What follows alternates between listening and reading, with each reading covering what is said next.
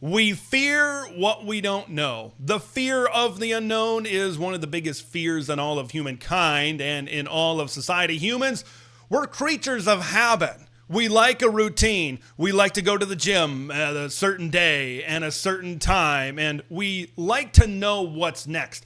We like to know what to expect, and I think that kind of bleeds over with our favorite college football team, doesn't it, as well? We like to know what is coming back. We like to know, hey, this guy at this position did this last season, and he's going to do even more. Kind of walking up that ladder, right, so to speak. And what else do we know? We know that the Ducks have a fair amount of uncertainty this season. There is some unknowns as it surrounds this squad. I am going to tackle my 4 biggest unknowns surrounding Oregon this season. But before I do, I want to just talk about the whole connotation surrounding unknowns. I think you listen to especially the national media talking about the Ducks, and it doesn't have to be Oregon, but it can just be talking about when a team has a lot to replace.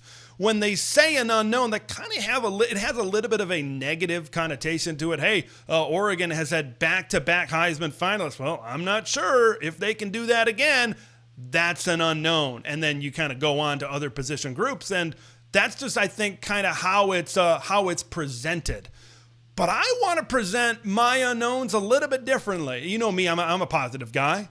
I'm an optimistic guy. I like to smile a lot. And when I look at the unknowns, it's more of like, how high can these guys fly this year? We don't know how good that some of these guys can be at certain positions because, we're starting to see a lot of these Dan Lanning 4-stars, these Dan Lanning 5-star recruited players, and we've kind of seen transfers kind of plug these holes at certain positions. So we're kind of like, he had a lot of stars attached to his name and a lot of recruiting hype, but I don't know how good that he could be this season. How high can they fly, and how high are the ceilings? And ceilings is exactly where I want to start with my first unknown. What are the ceilings of Dante and Dakorien Moore?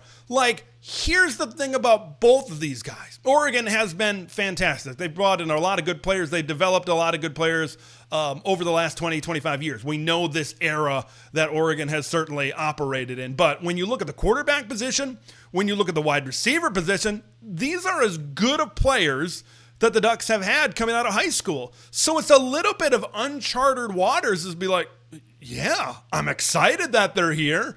I'm thrilled, and I think they're going to be really good, but we just haven't seen this type of raw talent kind of come in to this team right now. I think Dante Moore's ceiling is going to be higher because of Dakorien Moore. Having a receiver that talented and to be able to get open that consistently, hopefully, during his true freshman season is going to allow Dante Moore better chances to make throws to kind of create more explosive plays down the field, right? It only helps out a quarterback when you have a pass catcher that can make plays like Dakorien Moore, and I think it's vice versa as well. For Dakorien to have a quarterback like Dante Moore, the arm talent to be able to drop it in a bucket, to be able to throw it in a window, to be able to set him up like that. Hey, when you have a talented wide receiver, you want a talented quarterback that can get him the football consistently. So everybody's talking about hashtag more to more and all of these kind of catchy phrases with these two. But I really believe that these two, they elevate the game and they elevate the potential ceilings of each other on this team. I want to tackle Dante Moore first, and then I'll kind of get into Dakorien Moore specifically. The expectations of the quarterback position, like when we talk about ceiling, what is the ceiling for Dante Moore? You got to take a look at the ceiling of what these Oregon quarterbacks have done the last couple of seasons. Oh, what's the standard? Make it to New York City, be a Heisman finalist. No big deal. No big deal. Bo Nix, 2023. You've got Dylan Gabriel in 2024. But just how much can we expect? Where can we expect that ceiling truly to be from a guy that started 5 games 2 years ago and was fairly inconsistent at UCLA? Compared to Bo Nix had, 2 or 3 years of starting experience before he came in, and Dylan Gabriel. And both those guys ended up being the 2 most experienced quarterbacks in all of college football. You're playing a different game this season. And that's why I'm really interested to see what Will Stein and this offensive coaching staff can truly do with a little bit of a different situation over there at quarterback. But I will say this as far as the ceiling. Like if he played, whether it was UCLA or somewhere else last year, I think that would have been more of a detriment to his development to see where exactly he can reach this season. I believe Dante Moore sitting and learning Will Stein's system, learning under an uber experienced guy like Dylan Gabriel, I think that did more for his development than it even did in his freshman year, getting on the field and playing at UCLA. I think he learned some bad habits at UCLA. The offensive line was not great at UCLA. And like the worst thing that you can have for a young quarterback is a bad offensive line, right? Where now those bad habits, you start to learn and you start to do things that aren't great. And then all of a sudden now you're almost taking steps down instead of taking steps up. So almost to de-Chip and de-UCLA himself last season, I think. And then he's got such a leg up as far as like other young transfer quarterbacks would have at this time. And I think that's going to help elevate Dante Moore's ceiling, no doubt about it, this season. And you look around, he's got all the supporting tools. Like, you look at exactly where he can go. I mean, they've got a great offensive line. They got a big offensive line that's going to protect him, that's going to give him time to throw the football. He can lean on a great run game. It's a deep running back room. We all know about that. And then the weapons to throw the football to. I mean, you got Dakorien Moore and Kenyon Sadiq, tight end, is a quarterback's best friend. Like, all of these things really translate to a pretty high ceiling. Now, I will say this. I don't think we're going to see the ceiling of Dante Moore's career this season. Could we? Yeah, I suppose we could. But I've said this before. I think Dante Moore is almost like on a Bo Nix type of track record where it's going to be good to like really good in year one.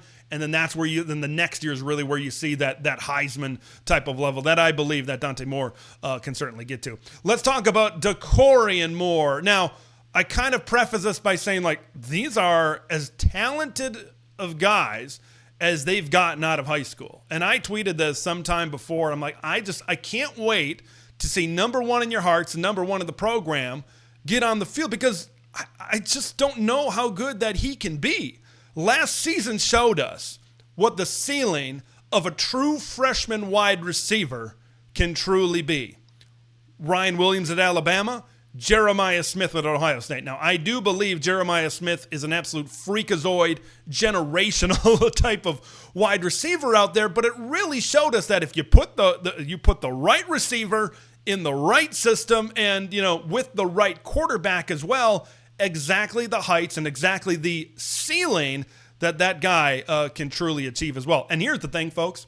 With the injury to Evan Stewart, we're going to see every bit of that ceiling. Maybe if Evan Stewart's in the lineup and you've got, Kenyon Sadiq as well, I don't know, how much of a number one option Dakorien would have been consistently. I said this before when Evan Stewart was still healthy. I'd be like, hey, maybe there's a scenario where Dakorien makes his way up to be the number one option anyway. But, that's a kind of another alternate universe that we're discussing over there. But there is no doubt we are going to see everything Dakorien has to offer because he has to be that wide receiver one. He has to be that guy right there. Oregon has never had a guy of this talent level. I cannot wait to see exactly where these two guys together, the heights that they can truly reach. That's what makes this season so fun.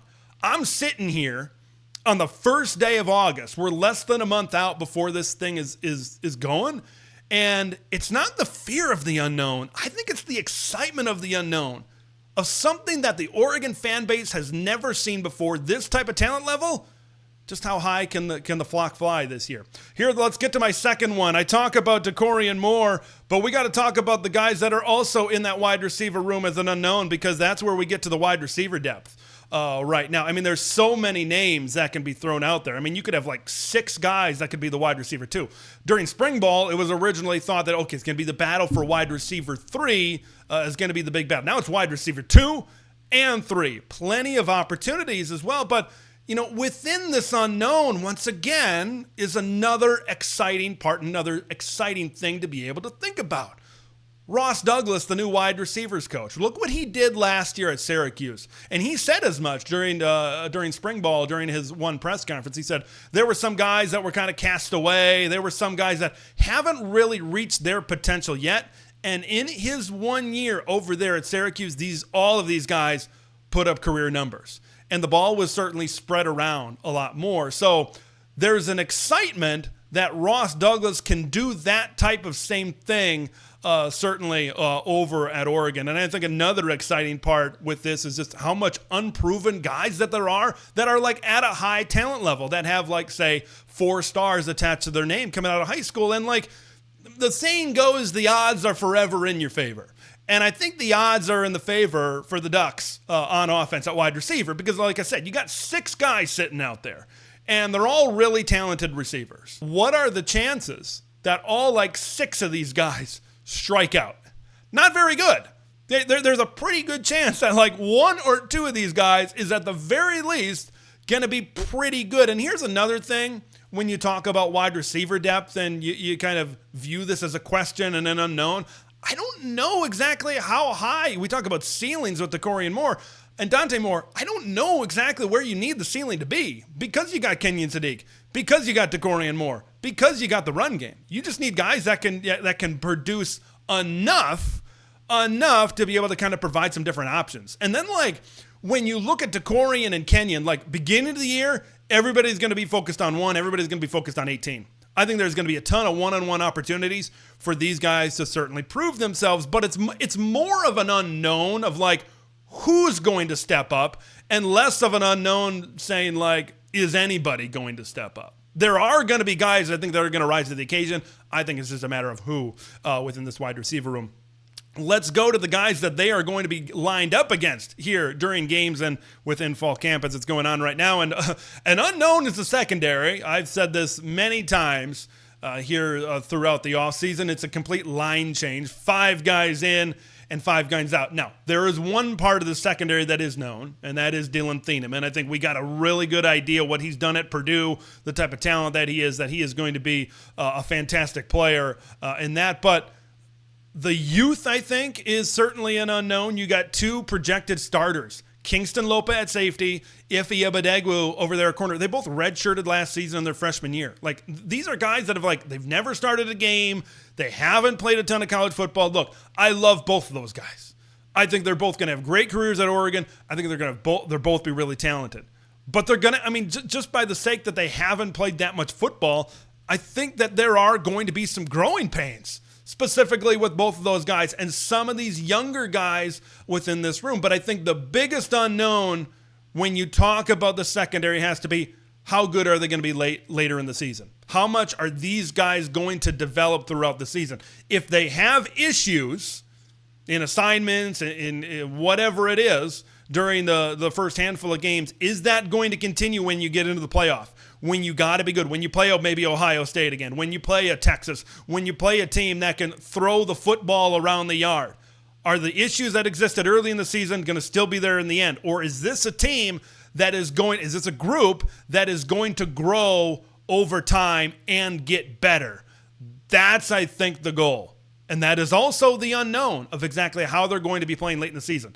If this is a secondary group that has grown and that has played extremely well late in the season, you could avoid the type of performances that you had against Washington and Ohio State where you just couldn't cover. It's a team that needs to be able to cover at the end of the season when everything is on the line. And then the last unknown that I have is a singular player, is Mr. Bear Alexander. There's just been there's so many data points for him, and there's been so much jumping around, not only during his college career, but his high school career.